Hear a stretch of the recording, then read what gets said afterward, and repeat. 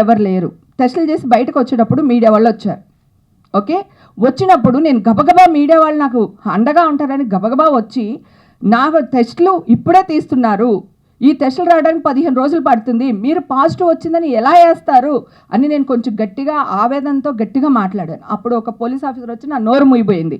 నేను నోరు ఇట్లా ఆవిడ చేతిని ఇట్లా గెంటి, కావాలంటే మళ్ళీ క్లిప్పింగ్ చూసుకోండి, ఆవిడని ఇట్లా గెంటి నేను మీతో మాట్లాడినప్పుడు అవును కదా, ఆల్రెడీ టెస్టులు ఉండుంటే ఇప్పుడు మళ్ళీ ఎందుకు చేపిస్తున్నారు అని మీరు అందరూ ఒక్కసారి ఆలోచించి మీరు అదే క్వశ్చన్ని రేజ్ చేసి ఉండుంటే ఈరోజు న్యాయం ఇంకొకలా జరుగుండేదేమో నా పక్షాన. నేను చచ్చిపోదాం అనుకున్నాను తెలుసా. మా అమ్మ నన్ను బతికిచ్చింది, ఈరోజు మా అమ్మ లేదు. కానీ ఈ గుడ్ న్యూస్ అయితే అమ్మ వినింది, కానీ మీలో వచ్చింది మా అమ్మ వినలేదు. ఓకే, సో మా అమ్మలో అయితే నేను చచ్చిపోయేదాన్ని. చచ్చిపోతే మీరు అందరూ ఎలా న్యూస్ వేసేవాళ్ళు చెప్పండి. అవమాన భారం తట్టుకోలేక చచ్చిపోయింది హేమ, ఇదే కదా. అమ్మాయి ఏ తప్పు చేయలేదు, మా వల్ల చచ్చిపోయిందని అనుకోవట్లేదు. ఏమండి, కోర్టుకి వెళ్తాం, ఒక రేపు చెక్ బౌన్స్ అవ్వచ్చు, లేదా ఇంకోటి అవ్వచ్చు. నేను మనిషినే కదా, వెళ్తాం, కోర్టుకి వెళ్తాం, లేదా స్టేషన్కి వెళ్తాం, ఇంకొకటి వెళ్తాం. ఇట్లా బురద చల్లడం ఏంటండి?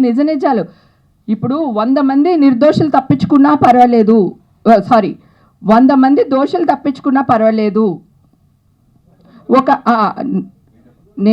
లేదు, నేను తప్పు మాట్లాడానేమో అని నాకు అనిపించింది. అందుకని ఒక శిక్షించకూడదు అని మాట్లాడినప్పుడు మీరందరూ కోర్టు తీర్పు రాకుండా, పోలీసుల తీర్పు రాకుండా మీరు ఎలా శిక్షలు వేసేస్తున్నారని అడుగుతున్నాను. మీ శిక్షల వల్ల మేము చచ్చిపోతున్నాం, మా ఫ్యామిలీ చచ్చిపోతుంది, నా బిడ్డ భవిష్యత్తు పోతుంది. ఇది మీకు కరెక్ట్ అనిపిస్తుందా? న్యాయం అనిపిస్తుందా?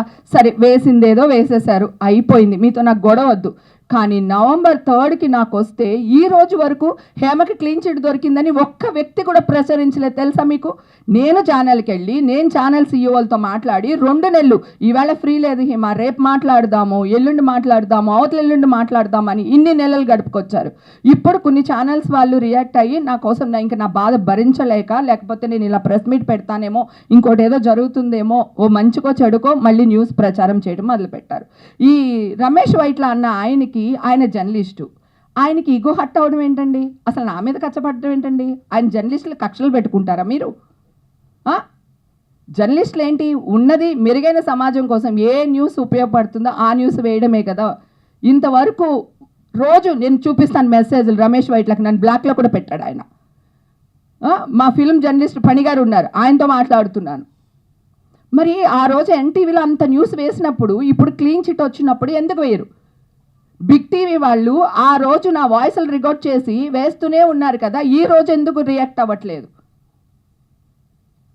ఇది తప్ప కాదా చెప్పండి. రేపు నేను నా బిడ్డకి మ్యారేజ్ చేయాలనుకుంటాను, నా భవిష్యత్తులో నేను ఇంకొకటి అవ్వాలనుకుంటాను. ఎవడో ఫోన్ కిస్కా గొట్టంగాడు ఇది డ్రగ్స్లో ఉంది, ఇది మాట్లాడుతుందని నన్ను హేళన చేస్తారు కదా.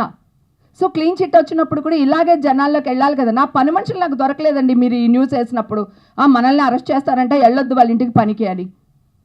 మీ వల్ల ఎంత ఇబ్బంది పడుతున్నామో ఆలోచించండి. ఇది మీకు కరెక్ట్ అనిపిస్తుందా? నేను 3 నెలలు ఆగానే, ఇది 4వ నెల. సో ఎందుకు మీరు రియాక్ట్ అవ్వలేకపోయారు? చెడని ప్రచారించినంతగా మంచిని ఎందుకు ప్రచారించలేకపోతున్నారు?